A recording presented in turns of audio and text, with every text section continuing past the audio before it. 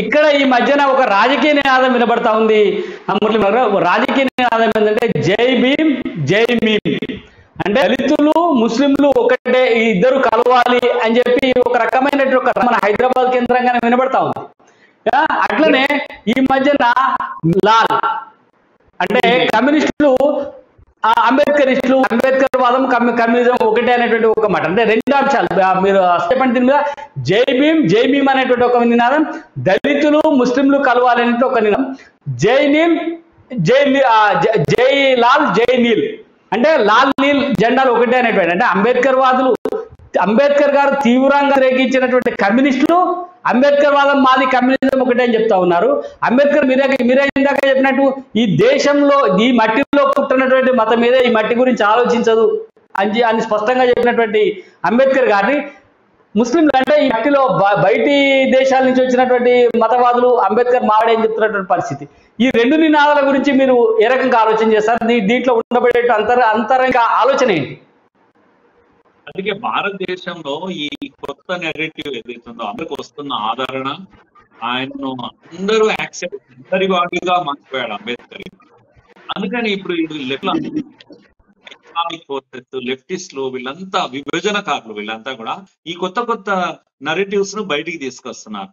ఎక్కడ Bhim and meme ఈ రెండింటికి ఎక్కడ షూట్ అవుతుందండి నాకు అర్థం కాదు.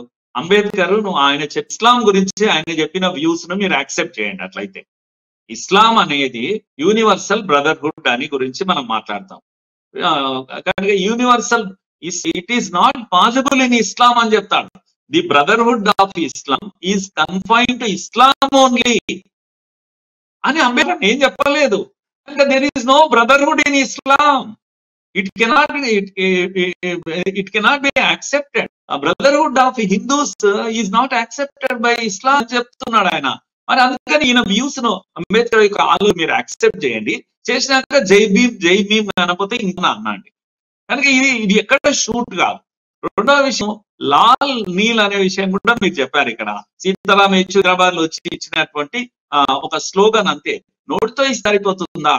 ఆయన నా రాజ్యాంగం, నేను ఇచ్చిన ఈ రంగానికి ఎప్పుడైనా ఏదైనా ప్రమాదం అంటూ వస్తే ఇద్దరి వల్ల వస్తుందని చాలా స్పష్టంగా చెప్పారు. ఒకటి కమ్యూనిస్టులు, రెండు సోషలిస్టులు. కమ్యూనిస్టులు నమ్మి ఏమంటాము కార్మిక నియంతృత్వ రాజ్యాంగాన్ని నమ్ముతారు. కనుక ఇది పార్లమెంటరీ ప్రజాస్వామ్యము, దీన్ని నమ్మరు వాళ్ళు ఎప్పుడు కూడా, వాళ్ళు డైజెస్ట్ చేసుకోలేరు. అందుకని ఈ రాజ్యాంగానికి ప్రమాదం అంటూ వస్తే ఈ కమ్యూనిస్టుల నుంచి వస్తుందని అరే గుండ బద్దలు కొట్టినట్టు చెప్తుంటే మళ్ళా లాల్ నీల్ ఎక్కడి నుంచి వస్తుంది? ఇది అంతా కూడా దుర్మార్గం, ఇది పొలిటికల్ జిమికరీ అని నేను ఇవన్నీ కూడా. అందుకే కమ్యూనిస్టులు అంతా కూడా అవతారాలు మార్చి కుల సంఘ నాయకులుగా బయలుదేరారు. అందరు కూడా ఈ రోజు దళిత సంఘాలను పెట్టారు. నేను ఆ విషయమే చెప్పబోతూ ఆగాను. ఇది సెంట్రల్ యూనివర్సిటీ ఆఫ్ హైదరాబాద్ లో మీరు హెచ్సియులో రోహిత్ వేమ్లా ఇష్యూ అప్పుడు జరిగినటువంటి యాకూబ్ మెహమాన్ అనేవాడు ఒక టెర్రరిస్ట్, 200 మందిని చంపాడు వాడు టెర్రరిస్ట్. వాడి యొక్క శ్రద్ధాంజలి సభ ఉస్మానియా హెచ్సియులో జరిగింది. ఎవరు చేశారు? ఇది అంబేద్కర్ స్టూడెంట్ అసోసియేషన్, ఏఎస్ఏ. ఇది ఎక్కడి కథ అండి? అంబేద్కర్ కు యాకూబ్ మెహమాన్ కు సంబంధం ఎక్కడి? దేశద్రోహి వాడు.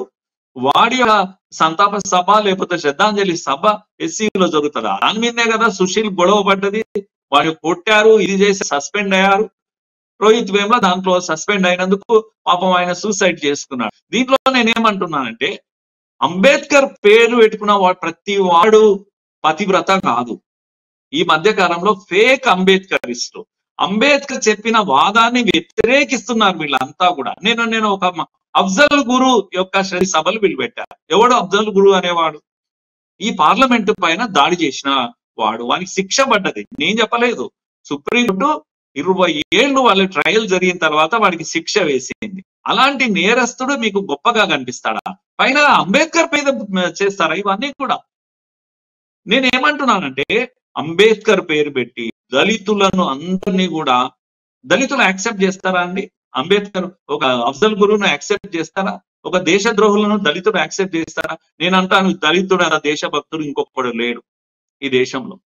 వాళ్ళు ఈ మట్టిని నమ్ముకున్నారు, ఇక్కడ చెప్పును డప్పును నమ్ముకున్న వాళ్ళు. అసలు నేను చాలా సార్లు అంటాను, దళితులు హిందువులు అవుతారా కాదా అని కొందరు ప్రశ్నిస్తే నేనేమంటున్నా అంటే హిందువులు కాదు, ఆది హిందువులు దళితులు. హిందుత్వానికి ఫౌండేషన్ వేసిన వాళ్ళు. ఆ రోజు రామాయణం నుంచి ఈ రోజు రాజ్యాంగం వరకు ఇచ్చినటువంటి వాళ్ళు ఎవరు హిందువులకు అంటే ఇదిగో దళితులు.